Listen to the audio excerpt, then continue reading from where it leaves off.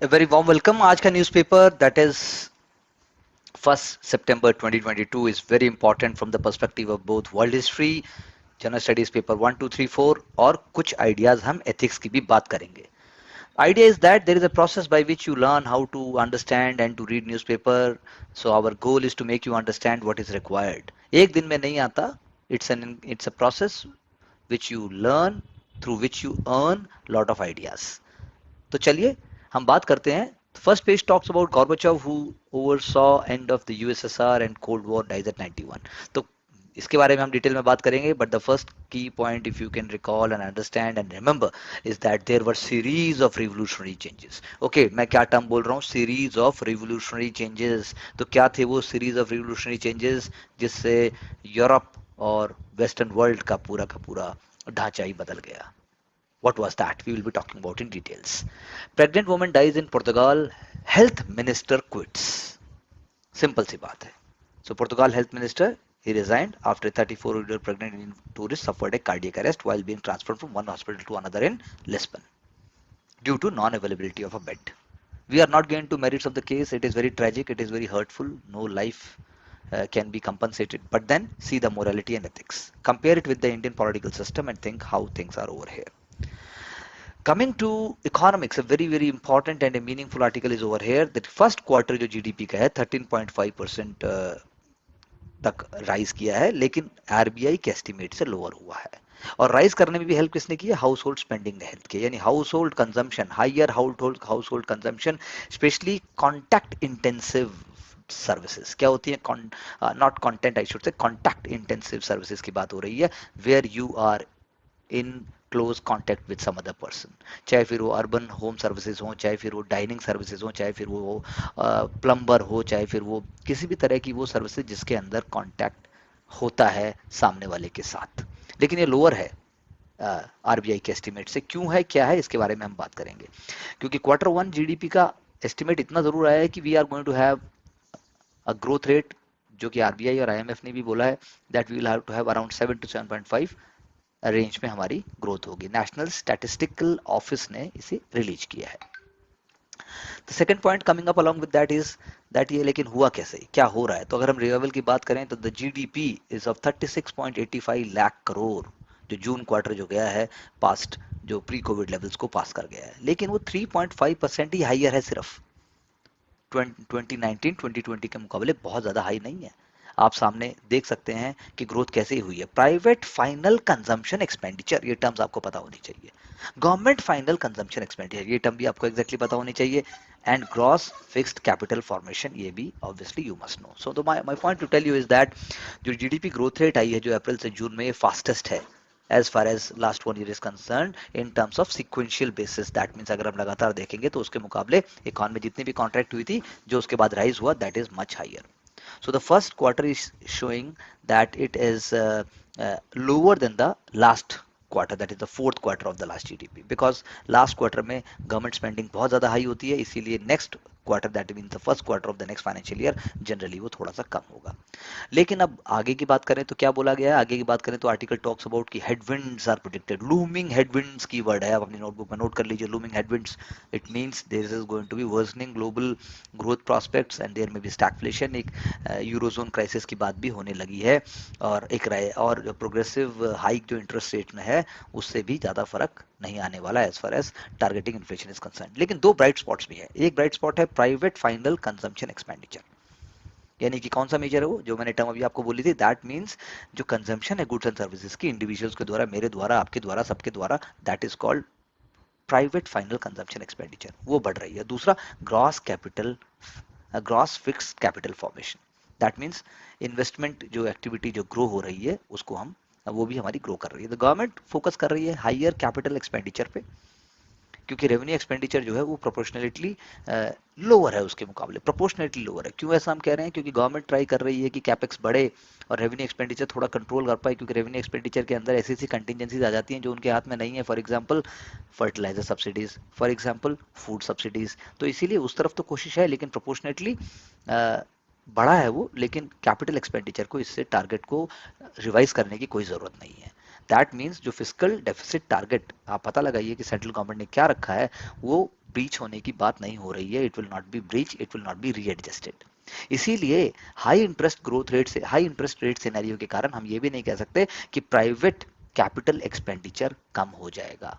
मैं दोबारा दोहरा रहा हूं, हाई इंटरेस्ट रेट की वजह से कैपिटल प्राइवेट कैपिटल एक्सपेंडिचर कम नहीं होने वाला. ऐसा क्यों है? क्योंकि अगर हाई इंटरेस्ट रेट से अगर वो सेंसिटिव होता या उससे ही अगर उसका जुड़ाव होता प्राइवेट कैपिटल एक्सपेंडिचर का, तो फिर जब भी ग्रोथ होती, जब यील्ड्स लो थी, यानी कि कहने का पर्पस है जब जब प्राइवेट कैपिटल एक्सपेंडिचर को प्रॉफिट दिखाई देगा तब तब वो राइज करेगा. That means positive contribution and positive ideas in economy.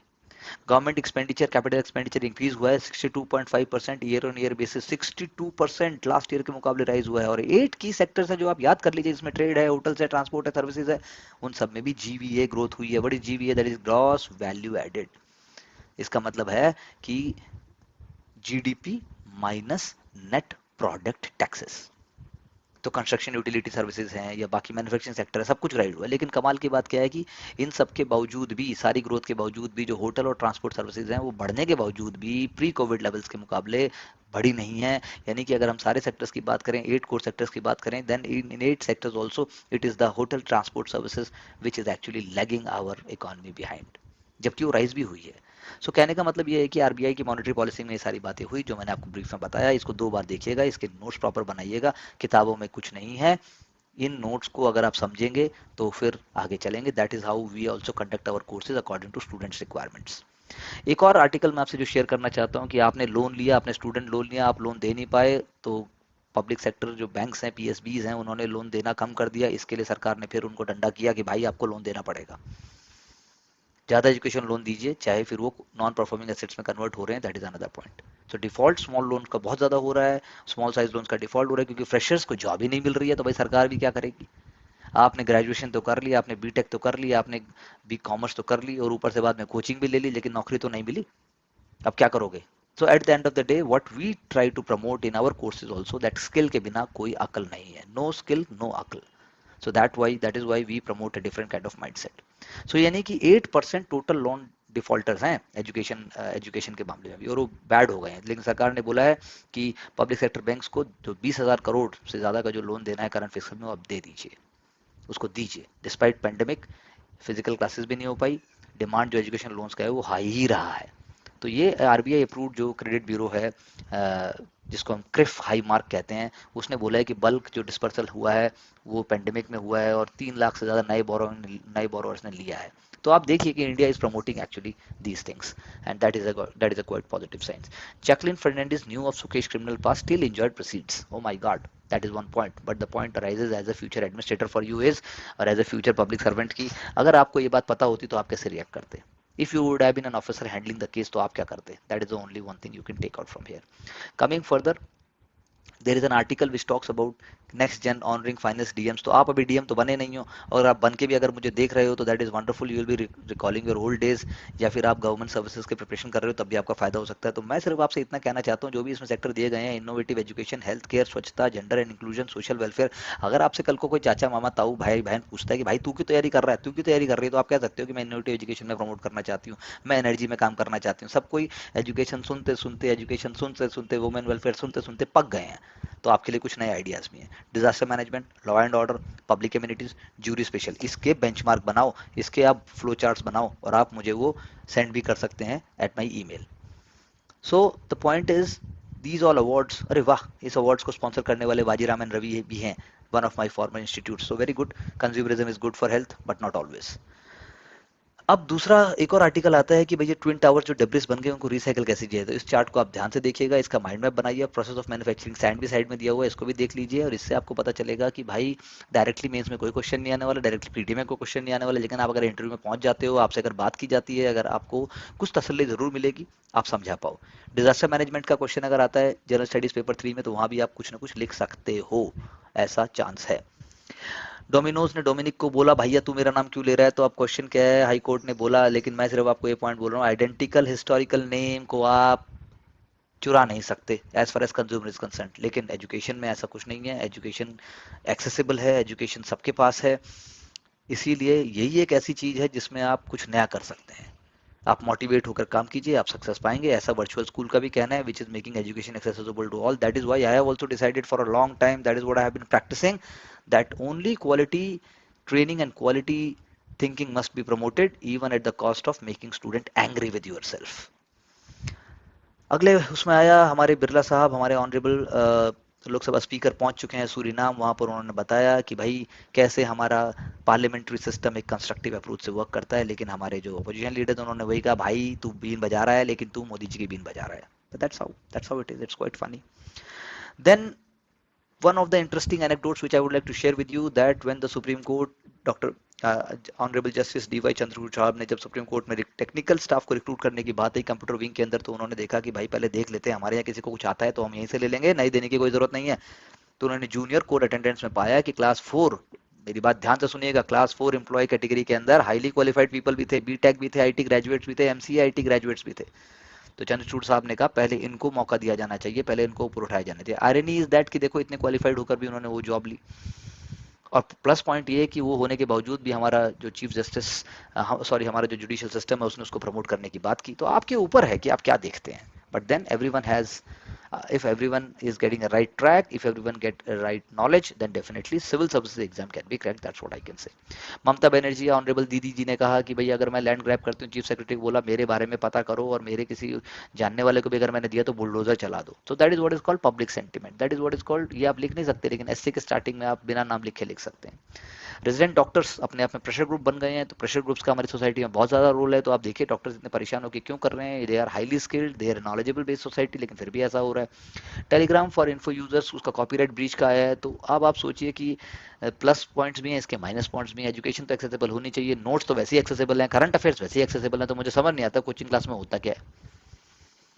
Suspended by BJP leader and arrested for abuse of health. तो आप अगर एक डिप्टी कमिश्नर हैं उस जगह के, या आप अगर एक सोसाइटी के एक्टिविस्ट हैं, तो क्या आप अगर एक जागरूक व्यक्ति हैं, तो आप कैसे इन चीज़ों को खत्म करने में मदद कर सकते हैं सोसाइटी की, ये सोचने वाली बात.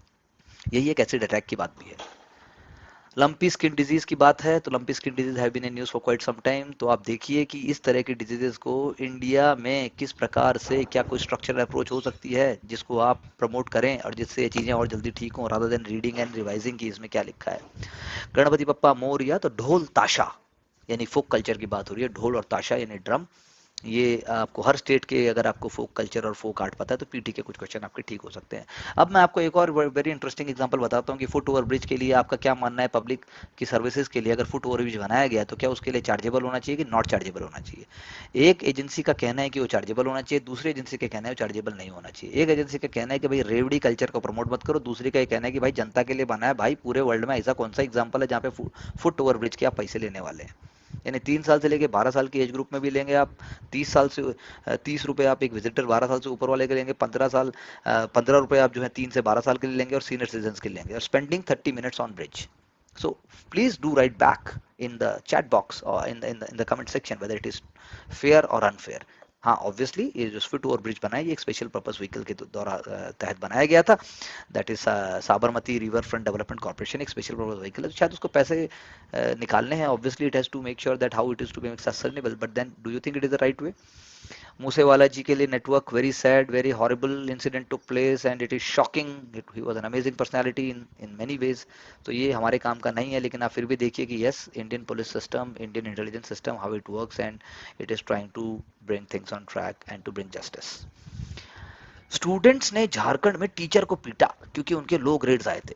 यानी कि group of students class 9th के, भाई साहब आजकल टिकटॉक का जमाना, आजकल इंस्टाग्राम का जमाना, आजकल कोचिंग का जमाना, नंबर फिर नहीं आ रहे हैं. नंबर तो आजकल वैसे पुराने जमाने से तो बहुत ज़्यादा ही आते हैं, लेकिन आप सोचिए कि कैसा ये लगेगा. झारखंड एकेडमिक काउंसिल टेस्ट जो हुआ था उसमें टीचर सुमन सिंह जो है, उन्होंने प्रैक्टिकल एग्जामिनेशन को ऐसा ठीक से नहीं किया तो टीचर को पीटा गया. अब आप सोचिए कि ये सही है किसी भी तरीके से. स्टूडेंट अनहैप्पी हैं तो क्या उनके पास और कोई हो सकता था, क्या क्या होना चाहिए. इससे हमारी सोसाइटी पे भी रिफ्लेक्शन आता है, उनके पेरेंट्स पर भी आता है, सब पर आता है. Now I am coming to one of the most important news of the day. पहले मैं आपको ऊपर वाला बता देता हूँ. Never get so busy making a living that you forget to make life. भैया सिविल सर्विस की प्रिपरेशन करनी चाहिए, लेकिन वो लाइफ से बढ़ के नहीं है. प्रिपरेशन भी अगर आपको करने का राइट ट्रैक है, राइट डायरेक्शन है, आप नेचुरली स्मार्ट हैं तो बात और है, अन्यथा कुछ नहीं होने वाला. उसके लिए आपको नया रास्ता निकालना ही पड़ेगा. पहले आप जोश में काम करेंगे, फिर आप होश में काम करेंगे. तो होश में कर लीजिए, ज़्यादा अच्छी बात होगी.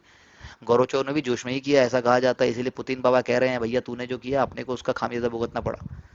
गोर्बाचोव का जो प्रोसेस था वो रियलिस्टिक था, लेकिन गोर्बाचोव अपने लोगों को साथ नहीं लेके आ पाया। तो इसीलिए बहुत अच्छा आर्टिकल शुरू में कह रहा है कि भैया लीडर जो है सोचते हैं, लीडर एक्ट भी करते हैं, लेकिन वो रेजर की धार की तरह होता है। जैसे ब्लेड चलाते हो आप रेजर के ऊपर, तो ब्लेड चढ़ाने के बाद जब आपकी स्किन से वो कांटेक्ट करेगा, मैं मेल रेजर की बात कर रहा हूँ या वैसे भी आप मान लीजिए, तो पता लगेगा कि एक्चुअली में हो क्या रहा है। तो इंट्यूटिव होता है एक, उनको कुछ पता होता है, कुछ उनकी सोच इस प्रकार से होती है जो पूरे के पूरे समाज को, पूरे देश को, पूरे विश्व को लीडरशिप प्रोवाइड करती है। तो क्या वाकई गोर्बाचोव ऐसा कर पाए? गोर्बाचोव ऐसा नहीं कर पाए क्योंकि उनके पास मार्जिन बहुत थोड़ा था। गोर्बाचोव जब बने, जब उन्हें सोवियत लीडर मिखाइल गोर्बाचोव जब बने, जब सत्ता पर काबिज हुए, तो उनको रियलिस्टिक असेसमेंट जो हुआ वो बिल्कुल डिफरेंट टाइप का हुआ। Otherwise he was a very loyal loyal soldier of the communist party. जो सीपीएसयू थी उसके बहुत ही लॉयल सोल्जर थे वो। तो गोर्बाचोव को बीच में चलना पड़ा, लेकिन उसके बाद स्टेप बाय स्टेप उनको करना चाहिए था, उनको बहुत तेजी से नहीं करना चाहिए था। क्या नहीं करना चाहिए था? ओपननेस नहीं लेके आनी चाहिए थी, डेमोक्रेटिक आइडियाज को प्रमोट नहीं करना चाहिए था इतनी तेजी के साथ। फ्री स्पीच जिस तरीके की वो बात करते थे वो भी उनको नहीं करना चाहिए था, because it is believe that country paid the price. यानी कि सोवियत यूनियन को अगर रिस्ट्रक्चर करना ही भी था तो कमांडिंग पोजीशन के साथ बहुत ही कैलकुलेटेड और कैलिब्रेटेड तरीके से करना था, ना कि इतना ओपननेस के साथ। ओपननेस जो वर्ड यूज किया गया वो ग्लासनोस्ट के लिए किया गया है, that is glasnost, glasnost is openness. और एक उनकी था प्रेस्ट्रोइका। दो कीवर्ड्स हैं आज के, कल के, पूरे हफ्ते के, पूरे महीने के न्यूज़पेपर्स और मैगजीन्स में आएंगे, आप उनको देख लीजिएगा।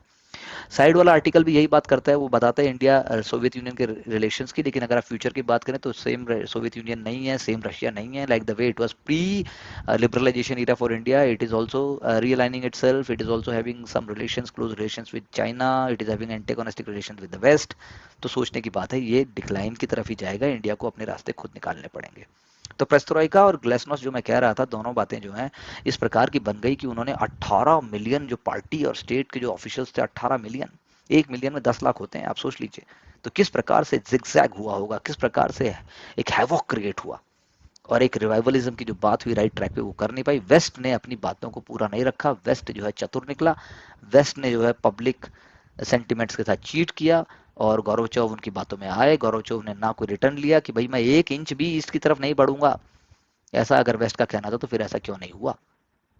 तो बैंक्रप्सी की तरफ रशिया बढ़ा, रशिया इंस्टेबिलिटी की तरफ बढ़ा, और यूनिलेटरली वॉर्सो पैक्ट को भी गोर्बाचोव ने डिसबैंड कर दिया था, जिसको थैचर ने, मार्गरेट थैचर और फ्रांसिस मित्रों जो कि फ्रेंच प्रेसिडेंट थे, दोनों ने मना भी किया था। तो यानी कि वर्बल एश्योरेंस काम नहीं आया, लिबरलिज्म काम नहीं आया, कॉमन यूरोपियन होम काम नहीं आया, तो क्या काम आया? रशिया यूक्रेन वॉर काम आया, चेचेनियन इंटरफ्रेंस काम आया। तो आप सोचिए कि क्या है फ्यूचर का रास्ता, विश्व को कैसे देखना चाहिए। नेशनल ह्यूमिलिएशन अगर रशिया को मिला, तो क्या उसमें गोर्बाचोव साहब की गलती थी? लॉस ऑफ ग्लोबल स्टेचर हुआ, क्या उसमें गोर्बाचोव साहब की गलती थी? और पुतिन साहब जो कर रहे हैं, तो क्या वो सही में उनको वहां ले जाएगा? ऐसा आप कमेंट सेक्शन में लिखकर मुझे बता सकते हैं। पेरिस के अभी 2 साल हैं, लेकिन हमारे स्पोर्ट्स पर्सन को यूपीएससी प्रिपरेशन की तरह बहुत ही फोकस, बहुत ही सजग, बहुत ही जागरूक रहने की जरूरत है, तभी कुछ हो पाएगा। And we are having our all best wishes and support for them. अगर आप ईदगाह पॉलिटिक्स की बात करें तो आप ये देख लीजिए कि वो पोलराइजिंग पॉलिटिक्स है, वो किसी काम नहीं आने वाली, ऐसा एक व्यू है, ऐसा एक ओपन और लिबरल व्यू है, कॉस्मोपॉलिटन व्यू है। लेकिन मेरा ये मानना है समाज के सभी वर्गों को मिलजुल कर करना चाहिए, सभी को एक दूसरे सपोर्ट करना चाहिए। और गणपति पप्पा मोरिया जो भी हमारे फेस्टिवल्स आते हैं, उनको सारे बोनहॉमी के साथ हमें सेलिब्रेट करना चाहिए। We must be positive, of positive mindset. CEO ने एडवाइस किया कि 18 घंटे काम करो। भाई 18 घंटे काम करना अच्छी बात है, सिविल सर्विसेज में तो 20-20 घंटे भी काम होता है। आप आईपीएस हैं, आईएएस हैं, I have lot of my students who work continuously round the clock and they are also humble, they are not making any news also. लेकिन इनका क्या किया जाए, ये कह रहे हैं 18 घंटे काम करो। ये तो ऐसे हो गए जैसे कोचिंग क्लास में आप जाके बैठते हो, 2.5 घंटे आप नोट्स बनाते हो, फिर भी पैसा देते हो, लेकिन होता क्या है उसका, सोचने वाली बात ये है। तो लिटरली यंग पीपल जो हैं इस बात से बहुत ज़्यादा सबड्यूड नहीं है, वो अपना रास्ता खुद दिखाना चाहते हैं, वो कॉन्फिडेंट हैं, वो गरीबी को तोड़ना चाहते हैं, वो एम्बिशंस को पाना चाहते हैं। That is I think very true. जैसा मैंने अभी भी कहा, गणपति को ईदगाह आना चाहिए, पूजा समिति में मुस्लिम और बाकी क्रिश्चियन कम्युनिटी के भी लोग होने चाहिए और मिलजुल के होना चाहिए। One of the most important articles over here is that new electricity bill has been there and it has been believed कि सेंटर जो है वो स्टेट की पावर के ऊपर इंक्रोच कर रहा है। स्टेट इलेक्ट्रिसिटी जो कॉर्पोरेशन हैं, वो उनके पास सारा पावर होना चाहिए, लेकिन पॉइंट ये है कि वो ये ब्लेम कर रहे हैं कि भाई centre through this electricity act it is actually bringing itself into picture, वो अपने आप को पिक्चर में लेके आ रहा है, क्योंकि पावर जो है कंकरेंट सब्जेक्ट है। लेकिन स्टेट्स का कहना है कि सेंटर जो है हमारे काम में दखल अंदाजी कर रहा है, ऐसा उन्होंने कुछ कुछ इनके प्रोविजंस की वजह से कहा है। जैसे मल्टीपल लाइसेंसेस का एक प्रोविजन है, तो वो कहते हैं कि एससीईआरसी को सब कुछ मिलना चाहिए, सीईआरसी को नहीं। सेंट्रल इलेक्ट्रिसिटी रेगुलेटरी कमीशन जो है उसको आप क्यों बीच में लेके आ रहे हैं? सीईआरसी को रोल एससीईआरसी के अलावा क्यों दे रहे हैं? मल्टीपल लाइसेंसेस के अंदर आप सीईआरसी को क्यों घुसा रहे हैं? और एससीईआरसी का जो चेयरमैन है उसको सेंटर क्यों नॉमिनेट करेगा? तो ये बातें जब स्टेट सुनता है तो स्टेट को लगता है भाई मेरी अथॉरिटी के ऊपर इंक्रोच किया जा रहा है। एससीईआरसी को ही लेवल प्लेइंग फील्ड पता है, क्योंकि स्टेट का ही है, स्टेट को पता है कहाँ पर क्या है क्या नहीं है। लेकिन सीईआरसी अगर ज़्यादा चीज़ों में घुसेगा तो ऐसा प्रतीत होता है कि स्टेट की पावर्स कम हो गई, जैसा मैंने आपसे अभी भी कहा। तो जो डिस्ट्रीब्यूशन कंपनीज हैं जिनको हम डिस्कॉम कहते हैं, और उनके लाइसेंसेस की बात है, बहुत इंपॉर्टेंट है। लेकिन बिल के अंदर कुछ पॉजिटिव चीज़ें भी हैं जो मैं आपके साथ साथ बता देता हूँ। जैसे कि अभी पंजाब स्टेट ने थोड़ा टाइम पहले किया, जो भी उन्होंने रीनेगोशिएशन किए थे प्राइवेट पार्टीज के साथ, उसको अचानक से उन्होंने बंद कर दिया। तो उन्होंने कहा ऐसे केस के अंदर आपको पीपीएज अगर आप रीनेगोशिएट करोगे तो अफेक्टेड पार्टीज को 90 डेज में आपको कंपनसेशन देना पड़ेगा। दूसरा, जो टैरिफ्स होते हैं बिजली के अंदर, वो फाइनेंशियल ईयर के बिगनिंग से होना चाहिए, ना कि बीच से होना चाहिए। इससे कंपनीज को पता लगता है कि यार हमारे पास कितना पैसा है, किस हिसाब से काम होना चाहिए। बिल में ये भी प्रपोज किया जा रहा है कि प्रोसेसिंग टैरिफ जो पिटिशंस हैं वो 120 दिन में 90 दिन में होनी चाहिए। 90 दिन के अंदर उसका फैसला करो। बिल जो है पेमेंट सिक्योरिटी मैकेनिज्म के बारे में बात करता है, ताकि बिल्कुल बैंक्रप्सी और आप डब्बा गोल की तरफ ना जाओ, क्योंकि धीरे धीरे हाई रिन्यूएबल कैपेसिटी की बात हो रही है, रिन्यूएबल एनर्जीज को हम बढ़ा भी रहे हैं। दूसरा, साथ साथ में ये भी कहता है कि जो गवर्नमेंट डिस्ट्रीब्यूटिंग जो कंपनीज हैं, जो मतलब कि डिपार्टमेंट्स हैं, वो ट्रांसमिट कर रहे हैं, डिस्ट्रीब्यूट कर रहे हैं, ट्रेड कर रहे हैं इलेक्ट्रिसिटी में, उनको लाइसेंस ही माना जाएगा। तो उसमें रेलवे को भी बना दिया गया। अब रेलवे की तरह तो कल को मेट्रो भी बोलेगी, पोर्ट वाले भी बोलेंगे, जबकि रेलवे ने ऐसा कोई काम किया भी नहीं है, क्योंकि railway rather than A distributor, it is basically कोई ऐसा रोल प्ले नहीं कर रहा है डिस्ट्रीब्यूशन लाइसेंस का। वो बेसिकली कंज्यूमर है, it is a bulk consumer, that is what we can say. तो कुछ बहुत अच्छे अच्छे आइडियाज हैं। ऐसी आइडियाज आपके कंजर्वेशन के अंदर है, हेरिटेज कंजर्वेशन के अंदर नेशनल मॉन्यूमेंट अथॉरिटी की बात की गई है। कमाल की बात ये, हमारी कोई नेशनल पॉलिसी नहीं है आर्कियोलॉजिकल एक्सप्लोरेशन और एक्सकवेशन के अंदर। हर साल एएसआई का बजट कम हो रहा है, आप जो है मुंह उठा के कुछ भी करने चल पड़ते हो, जबकि आपके अंदर इतने सारे 3693 3693 मॉन्यूमेंट्स हैं आपके अंदर। दूसरा, आप जो है प्रोहिबिटेड एरिया, यानी जिस एरिया के अंदर कुछ नहीं हो सकता, रेगुलेटेड एरिया नहीं, जिस एरिया के थोड़ा बहुत कुछ हो सकता है, आप उसको भी घटाते जा रहे हो। तो कल को होगा क्या? बगल में मॉन्यूमेंट होगा, उसके बगल में जो है लोग बकरी बांध रहे होंगे, या उसके बगल में चाय बन रही होगी। इसीलिए वायलेशन जो है एएमएएसआर एक्ट, जो मैंने हाईलाइट भी किया है, और आप आर्टिकल जब पढ़ेंगे तो आपको समझ में आएगा, उसके वायलेशन के लिए कुछ ना कुछ ठीक से प्रोविजन होने चाहिए। हुमायूंस टूम का यहाँ पर एक केस स्टडी दी गई है जिसके अंदर वायलेशन हुआ, लेकिन कुछ हुआ नहीं। अब कंगन हल्ली पीटी में ऑलरेडी पूछा जा चुका है। कंगन हल्ली की बात हुई कि कंगन हल्ली इतनी इंपॉर्टेंट बुद्धिस्ट साइट है, लेकिन उसके प्रोटेक्शन और कंजर्वेशन के लिए कुछ खास नहीं किया जा रहा है। तो आप सोचिए कि यूपीएससी मेंस एग्जामिनेशन में जनरल स्टडीज पेपर 1 के अंदर जब ये क्वेश्चन आता है, तो आप हेरिटेज कंजर्वेशन में फ्यूचर के लिए क्या लिखेंगे? इन आइडियाज, ये आइडिया सफिशिएंट आइडियाज है, किसी किताब को पढ़ने की कोई जरूरत नहीं है। हाँ, लिखना कैसे है, कैसे सोचा जाता है, इसके लिए भी हम अलग अलग कोर्सेज कराते हैं। Definitely you can get back to us. तो गौरवचव का, जैसे मैंने आपसे कहा अभी पहले भी, मैंने आपको एग्जांपल दिया, तो गौरवचव साहब को वेस्ट ने बहुत ही ज़्यादा एडमायर किया, लेकिन एक्चुअली में अपनी कंट्री के अंदर उनको इतनी वैल्यू नहीं मिली। यहाँ पर की हेडलाइंस भी दी हुई हैं कि 1985 में क्या हुआ, 1987 में क्या हुआ, 1989 में क्या हुआ। इसको एक बार आप सीक्वेंसली क्रोनोलॉजिकली पढ़िए, रिलैक्स होकर बैठिए, उसको लिखिए और बात खत्म। ज़्यादा 3-5 करके समझने से कुछ नहीं होने वाला।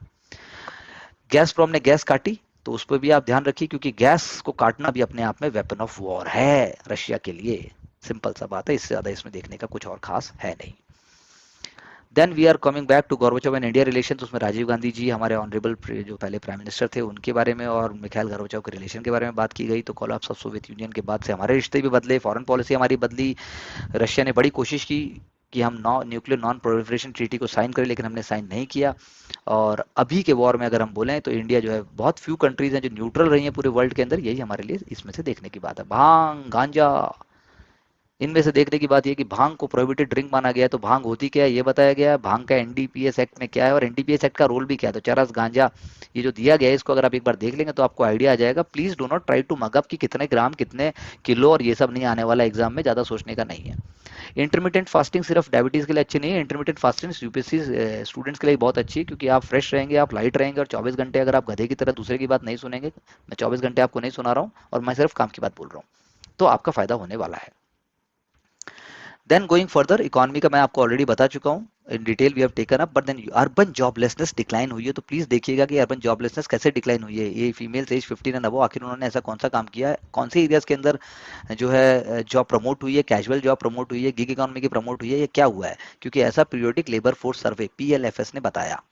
हाई इन्फ्लेशन जो मैं पहले बोल चुका हूँ, यूरोपियन जोन इन्फ्लेशन जंप हुआ, डबल डिजिट में जाने वाला है, एक्सपेंसिव गैस है, सीवियर ड्राउट है, इन सब सारी चीज़ों के कारण लग रहा है कि सिचुएशन आगे खराब होने वाली है। सोनी और जी के मर्जर को कंपटीशन कमीशन ने कहा कि ये जो है अपने आप में कंपटीशन को हर्ट कर सकता है, तो please keep an eye on this news, we will take it up further when it comes over. Reliance Campa को लेके आ रही है, कैंपा कोला, क्या ये नेशनलिस्टिक सेंटीमेंट, नेशनलिस्टिक शॉट तो नहीं है, वरना कैंपा कोला से क्या होने वाला है आप सोचिएगा। कॉनकॉर ने 10,000 कंटेनर्स का ऑर्डर लिया, यानी कि हमारे देश की इकोनॉमी प्रमोट कर रही है। कंटेनर जितने ज्यादा होंगे, पोर्ट पे जितना ज़्यादा आदान प्रदान होगा, you can assume that economy is going to grow further. India will become one of the toppest growth economies. That is what we are talking about by 2047.